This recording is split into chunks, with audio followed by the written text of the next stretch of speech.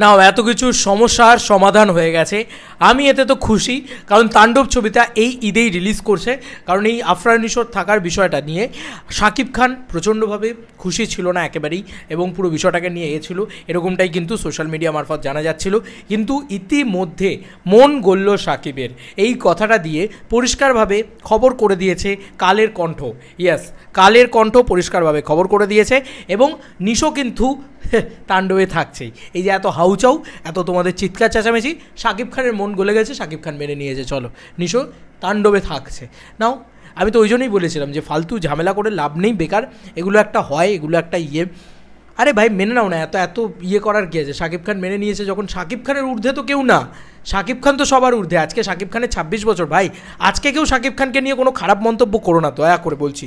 মানে এই স্পর্ধাটা দেখিও না, কারণ উনি দি মেগাস্টার শাকিব খান, ঠিক আছে? ওনার আজকে 26 বছর পূর্তি ইন্ডাস্ট্রিতে। উনি নিশ্চয়ই ইন্ডাস্ট্রিটাকে ভালো করে বোঝেন, উনি নিশ্চয়ই সিনেমাটাকে ভালো করে বোঝেন। তো আজকে বাংলা চলচ্চিত্র জগৎ থেকে এই পোস্টটা চলে এসছে এক্ষুনি, এমডি সৌরভ গাজী তিনি পোস্টটা করেছেন। এখন তার আগে এই জিনিসটা পোস্ট করা হয়েছে, নিশো থাকছে তাণ্ডবে, ধন্যবাদ শাকিব খানকে রাজি হওয়ার জন্য, সূত্র কালের কণ্ঠ। এবার আমি খবরটা পড়ছি, ঠিক আছে?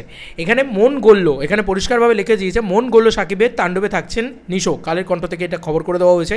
এবার খবরটা পড়ি। মন গলল শাকিবের, তাণ্ডবে থাকছেন নিশো, কালের কণ্ঠ। তাণ্ডব ছবিটির শুটিং এখনও সম্পন্ন হয়নি, কিছু কাজ বাকি রয়েছে, কিন্তু শুটিং শেষ করতে চাইছিলেন না শাকিব খান, কেননা শাকিবকে না জানিয়েই এই ছবিতে ক্যামিও হিসেবে আফরান নিশোকে শুটিং করানো হয়েছে। ফলে শাকিব খান কোনোভাবেই তার ছবিতে আফরান নিশোকে রাখতে চান না। শাকিব খানের একটি ঘনিষ্ঠ সূত্র কালের কণ্ঠকে বলছে শাকিব খানকে না জানিয়েই তাণ্ডব সিনেমায় ক্যামিও দেওয়ার জন্য আফরান নিশোকে শুটিং করানো হয়েছে। না জানিয়ে এই সিদ্ধান্ত নেওয়ায় শাকিব খান ক্ষুব্ধ, তাই তিনি সিনেমা শুটিং বাকি রাখেন যতক্ষণ পর্যন্ত নির্মাতা আফরান নিশোর ক্যামিও অংশ বাতিলের প্রকাশ্য ঘোষণা দেবেন না রাফি, ততক্ষণ পর্যন্ত শুটিংয়ের অংশ নেবেন না ঢাকাই সিনেমার নবাব। গতকাল পর্যন্ত এই সিদ্ধান্তে দৃঢ় ছিলেন শাকিব। সূত্র আরও জানায় শাকিবের ঘোষণা অনুযায়ী গতকাল শুটিং সেটে যাননি, কিন্তু শেষ পর্যন্ত ঢাকাই চলচ্চিত্রের এই অভিনেতার মন গলেছে।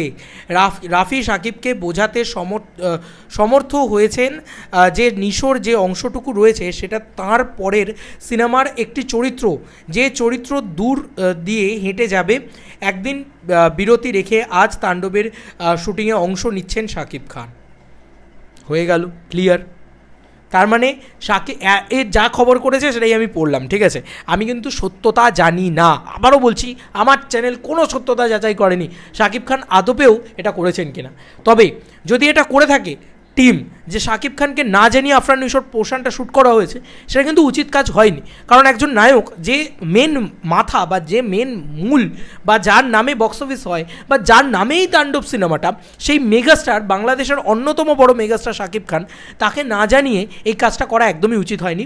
কিন্তু এই মানে এটা তো মানে রায়হান রাফি সিনেম্যাটিক ইউনিভার্স, তো এটা বুঝতে হবে এটা শাকিব খানের সাথে কোনো যোগাযোগ নেই কিন্তু এখন, মানে তাণ্ডবের সাথে এই বিষয়টা না।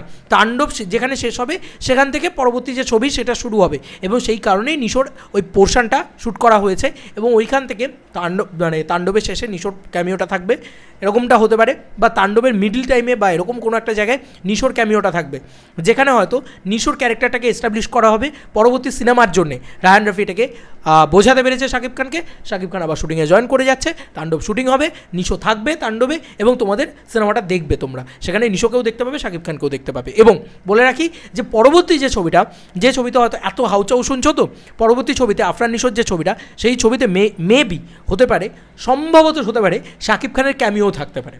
কারণ এই গল্পের কন্টিনিউয়েশন এই রায়হান রাফি সিনেমাটিক ইউনিভার্সের পার্ট।